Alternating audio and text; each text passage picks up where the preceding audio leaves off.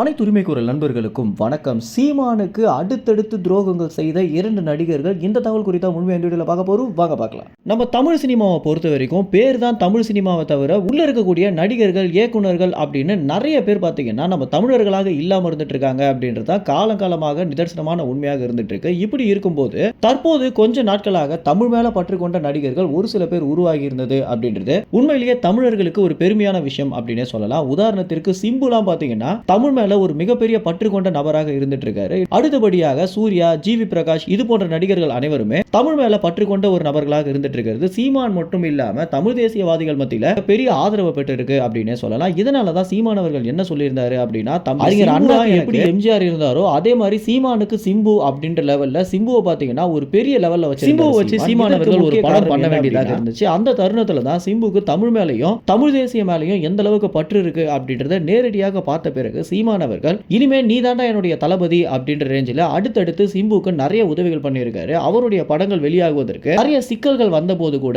அரசியல் ரீதியான எல்லா பிரச்சனைகளுக்குமே சீமான் அவர்கள் பாத்தீங்கன்னா குரல் கொடுத்தது மட்டும் இல்லாம சிம்புவோட தோளுக்கு தோல் நின்று ஒரு அண்ணனாகவே இருந்தாரு அப்படின்னே சொல்லலாம். இதனாலேயே இவங்க இருவருமே ரொம்ப ஒற்றுமையாக இருக்கக்கூடிய பல புகைப்படங்களை நீங்க பார்த்திருப்பீங்க. அதற்கு அடுத்தபடியாக ஜிவி பிரகாஷ் பாத்தீங்கன்னா எனக்கு பிடித்தமான தலைவர் அப்படின்னா வேலுப்பிள்ளை பிரபாகரன் அப்படின்னும் தமிழ் தேசியம் தான் நம்ம தமிழ்நாட்டுக்கு சரி அப்படின்றத ஆரம்பிச்சு சீமானை குறித்து கூட பல இடங்கள்ல ரொம்பவே பெருமையாக பேசியிருக்காரு. இதனாலேயே இவங்க இருவருமே சீமானுக்கு ரொம்ப நெருக்கமான உறவுகளாக இருந்தாங்க அப்படின்னு சொல்லலாம். சீமான் ஒருவேளை ஆட்சியை பிடிச்சாங்க அப்படின்னா இவங்க இருவருக்குமே ஒரு முக்கியமான பொறுப்புகள் கூட தருவதற்கு தயாராக இருந்த சீமானுக்கு இவங்க இருவருமே அடுத்தடுத்து ஒரு பெரிய துரோகம் செஞ்சிருக்காங்க. முதல்ல சிலம்பரசன் என்ன பண்ணிருக்காரு அப்படின்னா சவுக்கு சங்கருடைய அலுவலகம் திறப்பு விழாக்கு போயிருக்காரு. அலுவலகம் திறந்து வச்சுட்டாரு அப்படின்னா உடனே துரோகியாக மாறிடுவாங்களா அப்படின்னு நீங்க கேட்கலாம். ஆனா அங்க போயிட்டு சிலம்பரசன் பேசியிருந்த விஷயங்கள் தான் பாத்தீங்கன்னா அனைவருமே ஒரு பெரிய ஆச்சரியப்படுத்திருக்கு அப்படின்னு சொல்லலாம். அப்படி என்ன சொல்லியிருக்காரு அப்படின்னா சவுக்கு சங்கரிடம் பணிபுரியக்கூடிய மாலதி பாத்தீங்கன்னா நீங்க அரசியலுக்கு வருவதற்கு வாய்ப்பு இருக்கா அப்படின்னு கேட்டபோது அண்ணன் ரொம்ப நல்லா பண்ணிட்டு வந்துட்டு இருக்காரு அப்படின்னும் என்னுடைய வருகை தேவைப்படாது அப்படின்னு சொன்னதோட இல்லாம இன்னொரு படி மேல போயிட்டு அண்ணனோட நீங்க பயணிக்க வாய்ப்பு இருக்கா அப்படின்னு கேட்டதற்கு அதற்கு காலம் தான் பதில் சொல்லணும் அப்படின்னு ரொம்பவே ஒரு பாசிட்டிவான ஆன்சரை சொல்லிய போது சிலம்பரசன் பாத்தீங்கன்னா விஜயோட இணைவதற்கு தயாராக இருக்காரு அப்படின்றது தெரிய வருது.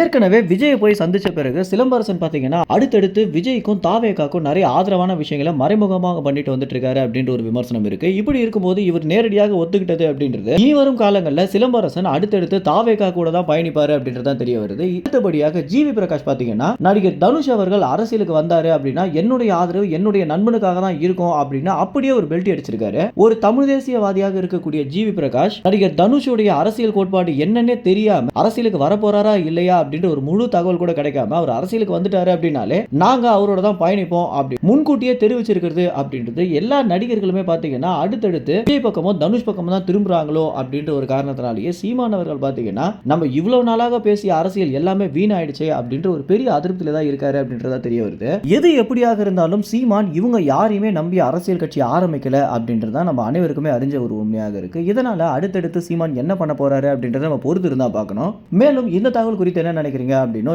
இவங்க இருவருமே அடித்திருக்கக்கூடிய பெல்ட்டி குறித்து நீங்க என்ன நினைக்கிறீங்க அப்படின்றது உங்க கமெண்ட்ஸ்ல தெரிவிங்க. நன்றி, வணக்கம்.